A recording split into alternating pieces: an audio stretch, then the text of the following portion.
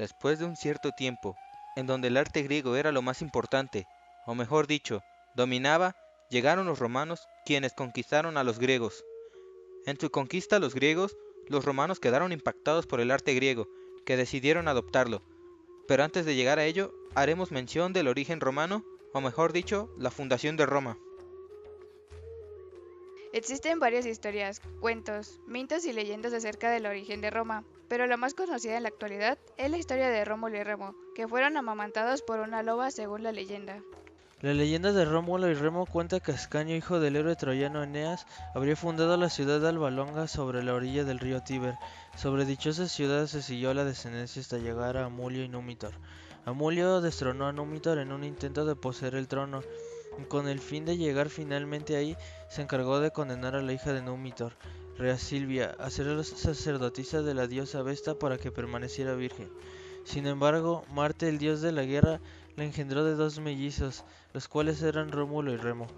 Para protegerlos, Rea Silvia los arrojó al río Tíber, para que posteriormente los dos mellizos se encontraran con la loba Luperca y ésta los amamantara.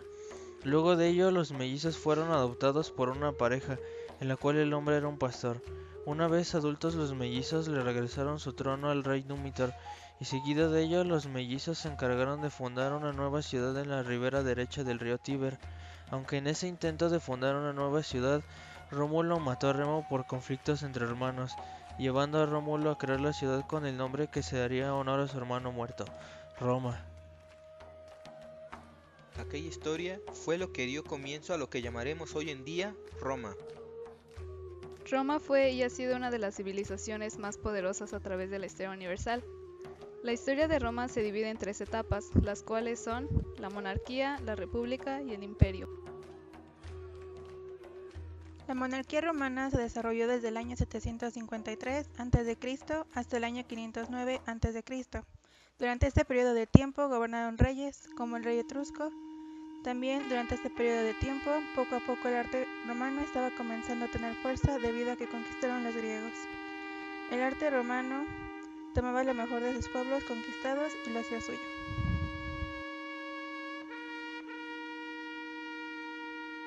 La República Romana comenzó a partir del año en el que terminó la monarquía, es decir, en el año 509 a.C., y terminó en el año 27 a.C. Esta etapa fue caracterizada por la clase de ciudadanos, los cuales eran plebeyos, quienes era el pueblo en general, y los patricios, los de la clase elisteca. Otras características de la República Romana es que se iba a extender mucho más de lo que abarcaba durante la monarquía. También el arte durante este periodo tomó influencias helenísticas.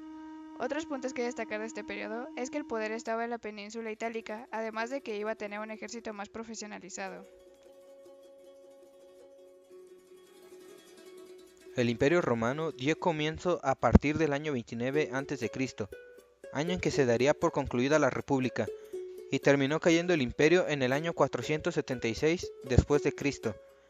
Esta etapa se caracterizaría por los emperadores, además de que la civilización sería más urbana. También el territorio se expandiría hacia el sur y oeste de Europa, el oeste de Asia y el norte de África.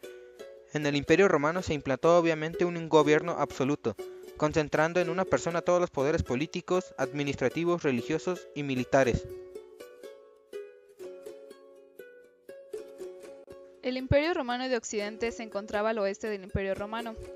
Esta idea de dividir el Imperio Romano en dos surgió a raíz de la imposibilidad de gobernar todas las provincias pertenecientes a la expansión del imperio desde la capital de Roma. El responsable de esta decisión fue el emperador Diocleciano. El año de la caída del Imperio Romano de Occidente fue en 476 después de Cristo a causa de los bárbaros. El Imperio Romano del Oriente se mantuvo con vida tras la caída del Imperio Romano del Occidente en el año 476 después de Cristo. Este imperio se conoció comúnmente como el Imperio Bizantino, surgido por el emperador romano Constantino, quien quiso hacer la Nueva Roma, bajo los conocimientos de una colonia griega llamada Bizancio. El año de la caída del Imperio Romano de Oriente fue en el año de 1453, a causa de los otomanos en la capital de Constantinopla. El arte romano tuvo demasiada influencia del arte griego, aunque no hubo una copia exacta al arte griego. Los romanos se desmarcaron de esa tendencia griega y exaltaron más que nada a los propios hombres. Esa es una de las pocas diferencias entre el arte romano y el arte griego. El arte romano solamente se hacía y se creaba para cumplir una función, en vez de una belleza, a diferencia de los griegos. Por esa razón, los romanos desarrollaron la arquitectura, que siempre al final de todo tenía una utilidad enorme.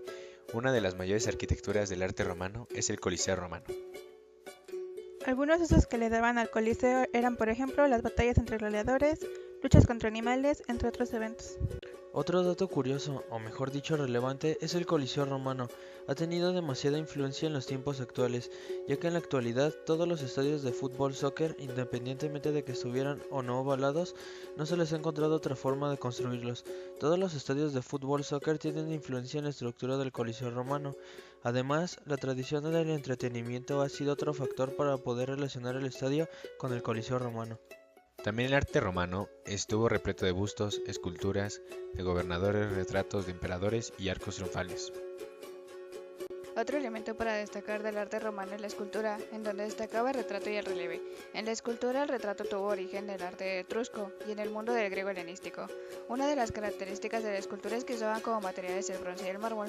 Para la época republicana el retrato era más realismo, con mayores detalles faciales. Por otra parte, para la época del imperio tendrá un sentido más político que estético.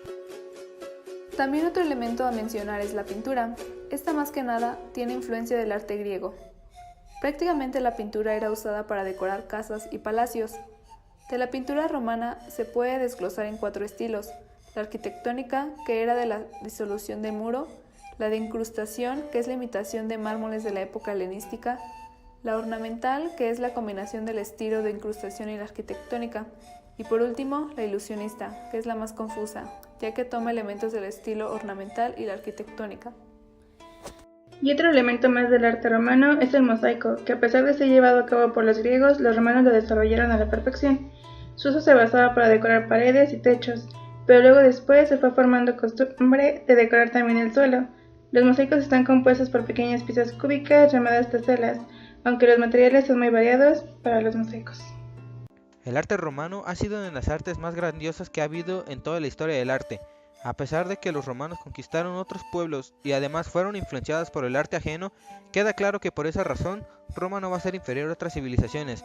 De hecho, se va a considerar que Roma hizo un poco más de progreso, al decirlo así, en ciertos aspectos artísticos, como por ejemplo la arquitectura. Y eso sería todo sobre el arte romano.